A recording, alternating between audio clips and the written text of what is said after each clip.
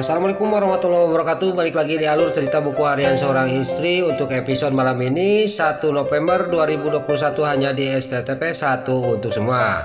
Di episode selanjutnya terlihat di sini Mbak Jihan sama Mbak Lia pergi ke rumahnya Pak Fajar untuk membereskan rumahnya sambil mencari berkas disuruhan Bu Farah. Singkat cerita sampailah ke rumahnya Pak Fajar dan Mbak Jihan juga menyuruh Mbak Lia untuk membersihkan kamarnya Pak Fajar sambil dia mencari berkas disuruhan Bu Farah. Lalu di sini terlihat Mbak Lia juga di sini sangat kaget dan terkejut, dan dalam batinnya dia ngomong, "Saya masuk ke rumah kamu, Mas," kata batinnya Mbak Lia. Lalu di sini Mbak Jihan juga dia ngomong kepada Mbak Lia, "Itu kamarnya Pak Fajar, kamu ke situ aja, masuk ke kamarnya Pak Fajar," kata Mbak Jihan kepada Mbak Lia. Lalu Mbak Lia juga menengok yang ditunjukkan sama Mbak Jihan dan dia juga pergi ke kamarnya Pak Fajar. Lalu pas di depan pintunya Pak Fajar di sini terlihat Mbak Lia juga sambil dia memikirkan sangat tidak percaya, dan dia juga langsung membuka pintu kamarnya Pak Fajar, yaitu mantan suaminya. Pas sampai dia ke kamarnya, dia juga langsung menghidupkan lampunya. Pas dia menghidupkan lampunya, dia sangat terkejut dan terharu bahwa dia teringat terus sama Pak Fajar. "Sekarang saya masuk ke kamar kamu, Mas," kata Mbak Lia. Tiba-tiba ada yang berteriak di luar. Mbak Jihan suruh dilihat di lacinya meja Pak Fajar. Kalau ada di sana berkasnya, kata Mbak Jihan. Tiba-tiba Mbak Lia menemukan buku hariannya dia, dan dia juga dalam hatinya dia ngomong, "Kamu masih menyimpan buku harian saya, Mas," kata Mbak Lia. Tiba-tiba ada yang jatuh dari buku hariannya, yaitu fotonya Nana. Lalu terlihat Mbak Lia juga sangat kaget dan terkejut, "Kenapa di buku hariannya saya ada fotonya Nana?" kata Mbak Lia dalam hatinya sambil memandang fotonya Nana. Tiba-tiba datanglah Mbak Jihan masuk ke kamarnya Pak Fajar. Lalu di sini Mbak Lia lagi memandangi fotonya Nana. Tiba-tiba Mbak Jihan ngomong kepada Mbak Lia, "Itu fotonya Nana. Dulu pernah Pak Fajar juga menyukai Nana," kata Mbak Jihan kepada Mbak Lia.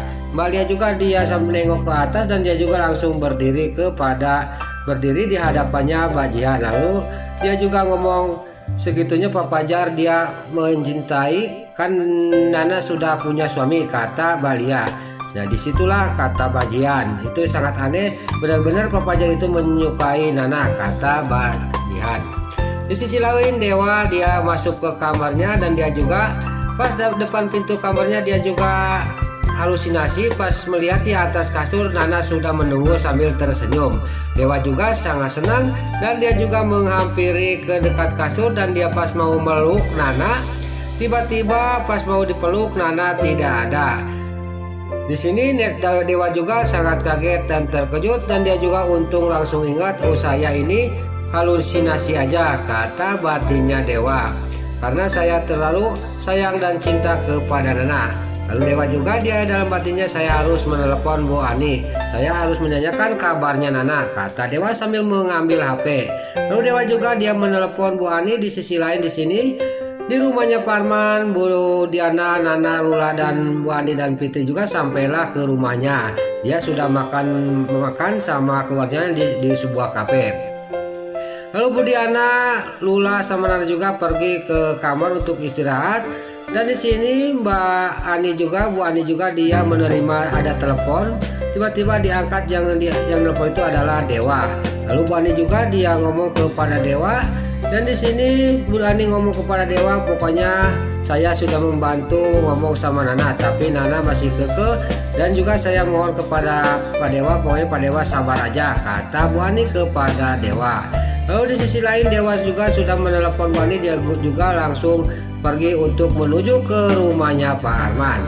Lalu terlihat Mbak Lia yang pulang dari rumahnya Pak Fajar.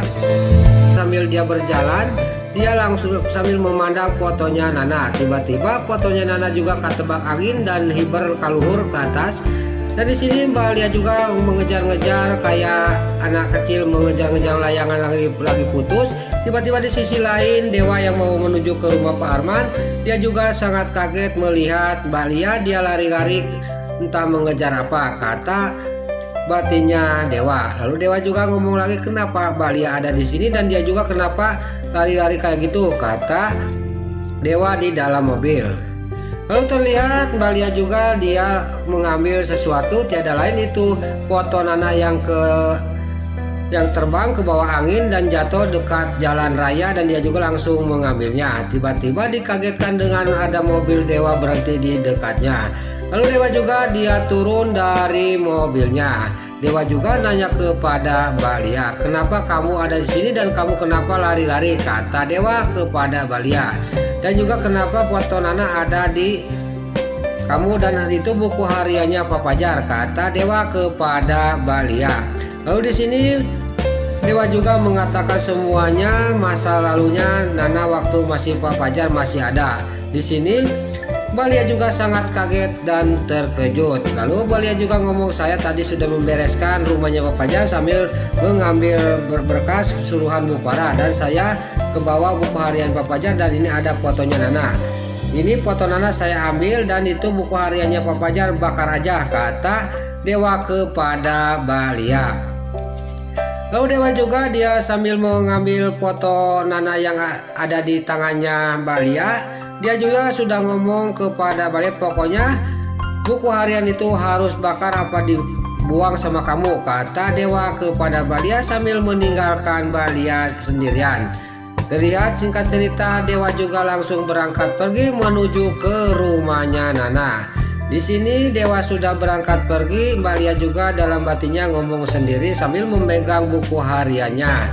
Dia dalam batinnya ngomong, apakah benar apa yang dikatakan oleh Dewa tadi bahwa Mas Fajar sudah tidak ingat lagi dan tidak mencintai lagi saya, kata batinnya Mbak Lia. Lalu terlihat di sisi lain di sini di rumahnya Pak Arman, di kamarnya Nana yang lagi sembahyang malam, dia berdoa kepada Yang Maha Kuasa minta dikuatin batinnya dan dia juga mohon kepada Yang Maha Kuasa. Tapi di sisi lain tiba-tiba datanglah Dewa sampai ke rumahnya Pak Arman. Dewa juga turun dari mobil dan dia juga langsung menelepon Nana. Dewa menelepon Nana di gerbang pintunya Pak Arman dan Nana juga sudah beres sembahyang. Dia mendengar HP-nya bunyi dan langsung dia diambil. Pas diambil ternyata itu Dewa. Lalu Nana juga mengangkat telepon dari suaminya sambil mendekati jendela kamarnya. Lalu Nana juga membuka jendela kamarnya dan dia juga ngomong kepada Dewa sambil dilihat telepon, kamu pulang aja Mas, kata Nana kepada Dewa sambil dia juga menutup telepon dan menutupkan jendela kamarnya. Lalu terlihat Dewa juga sangat kaget dan terkejut. Nana sambil dia menutup jendela kamarnya dia langsung menyuruh saya pulang. Lalu Dewa juga dia ngomong kepada Nana berteriak-teriak, saya tidak akan pulang, saya akan menunggu di sini sebelum kamu memaafkan saya nak, kata Dewa sambil gogorokan kepada Nana. Lalu pas Dewa lagi gogorokan berteriak-teriak datanglah Bu Diana sama Lula. Bu Diana juga ngomong kepada Dewa, mendingan kamu pulang aja dan kamu harus sabar Dewa, kata Bu Diana dan Lula. Lalu Dewa juga menjawab, saya tidak akan pergi sebelum Nana memaafkan saya, kata Dewa kepada Bu Diana. Singkat cerita Bu Diana sama Lula juga pergi masuk ke dalam. Gak lama kemudian datanglah mobilnya Pak Arman dari kantor. Lalu Pak Arman juga turun dari mobil itu dan langsung menghampiri Dewa. Di sini Pak Arman juga dia memarahin Dewa, kenapa kamu di sini? Singkat cerita Dewa juga memundurkan mobilnya karena mobil Pak Arman mau masuk. Lalu Pak Arman juga dia masuk ke dalam rumahnya dan langsung mengunci gerbang itu. Lalu pas sudah dikunci gerbang itu di sisi lain di sini di kamarnya Nana yang lagi cenekol di kamarnya, dia kepikiran suaminya. Dia juga melihat ke jendela lagi, tiba-tiba Dewa sudah tidak ada. Mas Dewa itu bohong, katanya mau menunggu saya di pintu gerbang itu tapi sudah tidak ada. Lalu Nana juga menutup pintu jendela itu. Lalu pas sudah ditutup pintu jendela itu tiba-tiba Dewa juga datang lagi. Dia menjanteng lagi di pintu gerbang rumahnya Pak Arman. Datanglah hujan Dan gak lama kemudian Pak Arman datang menghampiri Dewa. "Kamu itu sekarang mending pergi aja Dewa. Saya tidak mau kamu pingsan di sini dan merepotkan keluarga saya," kata Pak Arman kepada Dewa. Singkat cerita, Dewa juga pergi dari pintu gerbang itu pulang.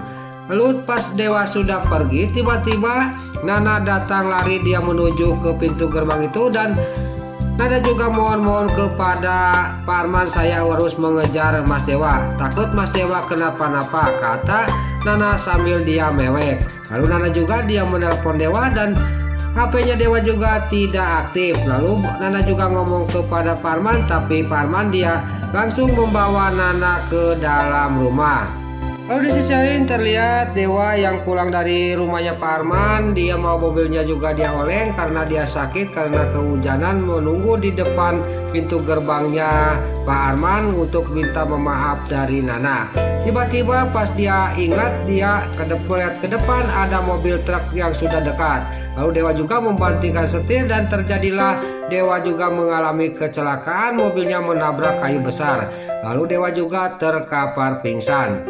Lalu di sisi lain terlihat sama Pasha yang dia mau menuju ke rumahnya Pak Arman. Pasha juga sangat kaget mobil Dewa mengalami kecelakaan dan Pasha juga langsung turun menghampiri Dewa. Nah, itulah alur cerita buku harian seorang istri untuk episode malam ini, 1 November 2021, hanya di SCTV 1 untuk semua. Sebelum Mimin pamit, bagi dulur-dulur, mama, tante-tante, bunda-bunda dimanapun Anda berada yang baru bergabung dengan channel ini, jangan lupa tekan tombol like, komennya, dan subscribe-nya. Dan jangan lupa nyalakan lonceng notifikasinya juga ya guys. Sebelum Mimin pamit, Mimin mohon maaf kalau ada salah-salah kata dan kata-kata Mimin pada lolobati soledat, Mimin mohon maaf. Sekarang Mimin pamit, wassalamualaikum warahmatullahi wabarakatuh. Salam sehat selalu dimanapun Anda berada. Terima kasih.